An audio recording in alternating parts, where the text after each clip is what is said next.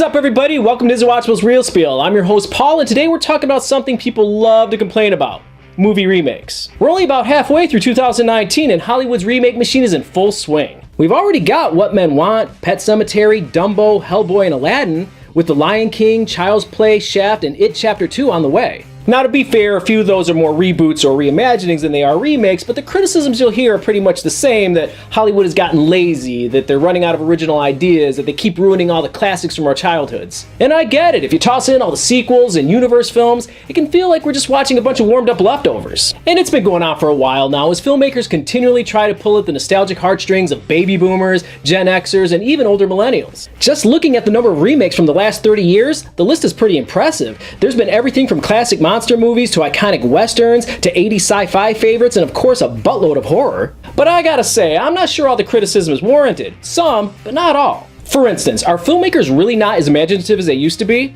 It's a trendy accusation, but remember, remakes have been a thing since the very beginning. In fact, some of cinema's greatest films are remakes. The John Huston-Humphrey Bogart classic The Maltese Falcon was actually the third version of that film based on the book, and many forget that the legendary Wizard of Oz was preceded by a 1925 silent film by the same name. So yeah, sometimes remakes can be even better than the originals. And as far as the opinion that Hollywood should just leave well enough alone and stop messing around with our favorite movies, I kind of look at it like when a musician does a cover of a song. That's been such a popular practice in music since forever that most view it as a shout out or an homage to the original, as opposed to some cocky young artist thinking they can do it better. I think movies should get the same pass. Plus, much like with cover songs, movie remakes might be the first exposure many have to a particular work, especially younger people, so they might actually increase awareness of the original film, and that's a good thing. But Paul, you might say, why can't kids just go back and watch the originals? Because they're kids. Look, while I love watching movies from every generation now, if when I was a kid my dad were to suggest that we sit down and watch a black and white James Cagney movie, that would have been a big fat nope. I just didn't appreciate that stuff yet. And as far as the notion that Hollywood should stop going back and messing with our favorite movies, well, they're not really touching anything. Well, I guess George Lucas is, but other than that, our favorite movies are safe and sound, exactly as they've always been, so remakes aren't ruining anything. Now, if it seems like I'm defending remakes, not really. I totally get the backlash, and I think that Hollywood has gone a little remake crazy, and far too many seem to be just blatant cash grabs, just digging up something they know has some name recognition to put some butts in the seats. It's a business. I'm just saying that some of the outcry really isn't justified, and that there are some legitimate, good reasons for remaking movies.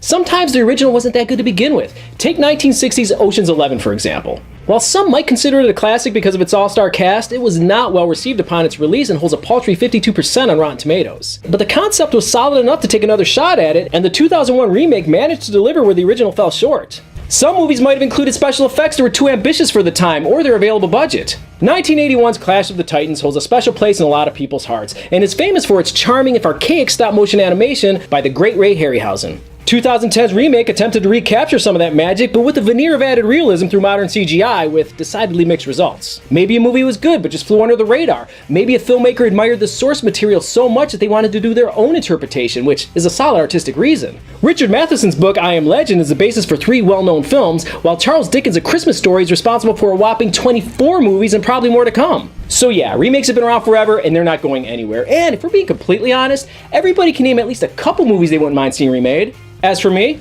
I'll give you 3. Sure, we've got superhero movies up to butt now, but back in 2003, they were still working to get respect, and the League of Extraordinary Gentlemen didn't help things. Even the great Sean Connery couldn't help this screen skid mark. Based on comics by the legendary Alan Moore and artist Kevin O'Neill, the movie not only failed to live up to the greatness of its source material, but really failed to live up to movies in general. It was bad.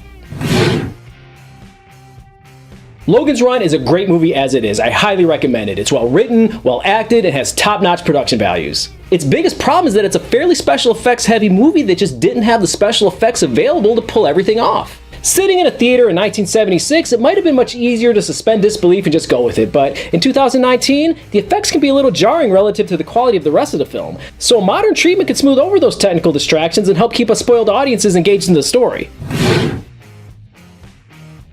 Oh no, I didn't. I did not just say they should remake Gone with the Wind. Hear me out.